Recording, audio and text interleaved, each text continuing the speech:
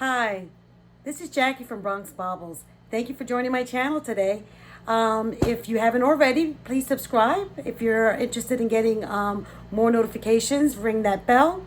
I'm still sort of new to this, and so I'm exploring some of my custom jewelry collection, and I'm starting out with some of the little stuff, and as I get comfortable and used to this whole forum and medium, I'll be exploring some of my larger pieces and my more expensive and valuable and interesting pieces. So right now we're going to be exploring my brooches, and so I don't really like to spend too much time on the camera. I really like to showcase the jewels. So here we go. I started collecting brooches back in the 80s, I want to say, probably even before that. It was one of the first things I started to collect, but I really started becoming an avid collector during the 80s. This brooch right here is unmarked, but look how beautiful it is. It's got citrine rhinestones, and the way that the feather is made, it's just intricate and beautiful. I started to collect brooches when I was working in the city and wearing my suits, and so I liked the whole idea of being able to wear these little pieces of artwork on my suits. This right here is a brooch that's made up of beads, and I bought it at Talbot's. There was a Talbot outlet store in Comac on Long Island that I used to go to, and that's where I got this one probably about 10 years ago. Really nice. This is a really cool piece. This is a signed piece. Many of you might be familiar with this because it's a wise piece. It is missing one of the antennas, but I just thought it was cool anyway. It's enameling, and it's a monarch butterfly. The back says Weiss underneath this part right here, and it's sort of a three-dimensional piece, but isn't that beautiful? It's perfect for the fall. I wish I didn't lose the antenna, but it is what it is. This is another butterfly piece, and this one's marked LC for, I think, Liz Claiborne. This is an old piece. I think I got this back in the 90s. It has moonstones with like a jet glass, and here's the back of the piece. I know you guys like to look at the back of the pieces. It's okay. This is a brooch that I collected definitely about 20 years ago. It is a signed piece. It says oh gosh, I can't even read it, to be honest, but it is signed back here. See, can't read what it says, but this is a brooch that could also be used as a pendant. And the wonderful thing about this was that this is from broken china. So china pieces, either that they break or has been broken. I'm hoping that they don't break it. I just hope that it has been broken, and they made jewelry out of it. I thought that was a really neat idea. You can see the curvature of the plate. And this is from the Old English Rose collection, I want to say, from Royal Dalton. And it was my wedding china. Back in those days, in the 90s, a broken Old Country Rose was a very, very popular, and I think one of the #1 china pattern. And so I got that, and I gave it all away after my divorce, but I kept this, and why not? This is a brooch. It's not signed, but I've seen these brooches quite often. I wonder if it's Bakelite, and I'm going to test this to see if it is and let you know afterwards. But it's a Russian piece, and I like it. It's cool. Yeah. This is a porcelain piece, and I believe this piece was from the early 19th century, I want to say. It has a beautiful green with the rose pattern. And there was a time where I was in love with these pieces. Not so much anymore, but I did really enjoy these big porcelain pieces. And not in favor or in fashion anymore, but there was at the time that I bought this. It's missing its clasp over here, and it's got the C fastener. And this part could be easily replaced, so I'm not too concerned over that. These two pens are exactly alike, and I like the doubleness of these pens. This one is a decently made pen. It's all prong set, and these are, I think they're glass. Yeah, I think they're glass. They are not marked in the back, but I do remember where I bought them, and I bought these at the Talbot store, and it's not marked. And one of them seems to be slightly bigger than the other. Or maybe it's just my eyes. I don't know. But it's that smoky gray color. And it's really cool to wear these on either side of, let's say, a strappy dress. I like that I have two of them. These are a recent acquisition. And I got these at the same time at the thrift store. And look how cool this is. Now, these pieces are supposed to be made to look like sash pieces of the turn of the century, but they are not the actual sash pieces. But imagine if you wore all these brooches in one, all at one time on your lapel or a jean jacket or something like that. I think that's really sharp and cool.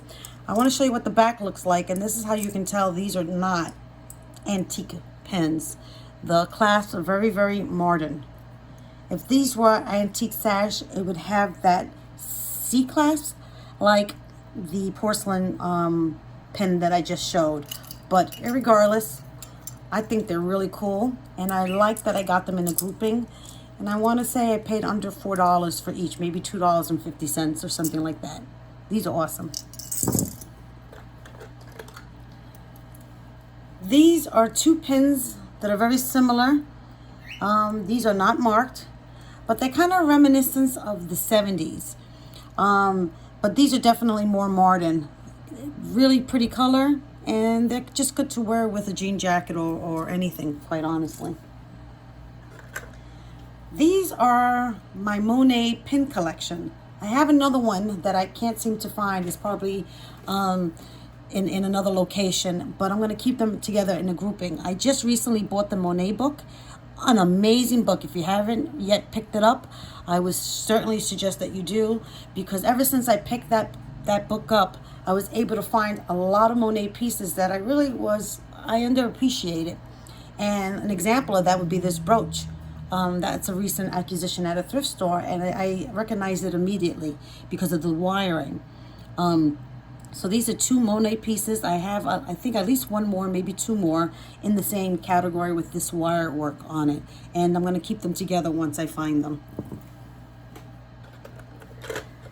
My daughter's name is Rose. And so I sometimes, when I see rose pins, I tend to buy them because they do remind me of her. And so here are 3 different rose pins. My favorite being this one, my second favorite being this one, and my least, but not so least, favorite is this one. This one is not marked, but it's a simple enamel rose pin. This one, I believe, is marked, and it's on marked. I need to get my loop out when I do these things. Cremettes, that's what it is. Yeah, and it looks like a cremettes. That one's marked cremettes on the pin itself, right here. That's where it's marked. And when you put your finger through it, you can feel the little ridges. You need a loop. And I guess in the future when I do these videos, I'll be sure to use a loop. This is the Sarah Coventry.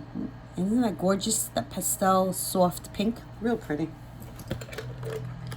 Now these pins are awesome. This is, I think it's a modern version of an older piece, but I still like it nonetheless. See that? And you can tell it's modern by the clasp over here. You see that? If it was an old, it would have that C clasp. But this is what it looks like with the light shining through. And this is what it looks like. It's like a cobalt blue with this filigree work around it. This one here is signed Goldette. And I believe I had, oh, this is awesome.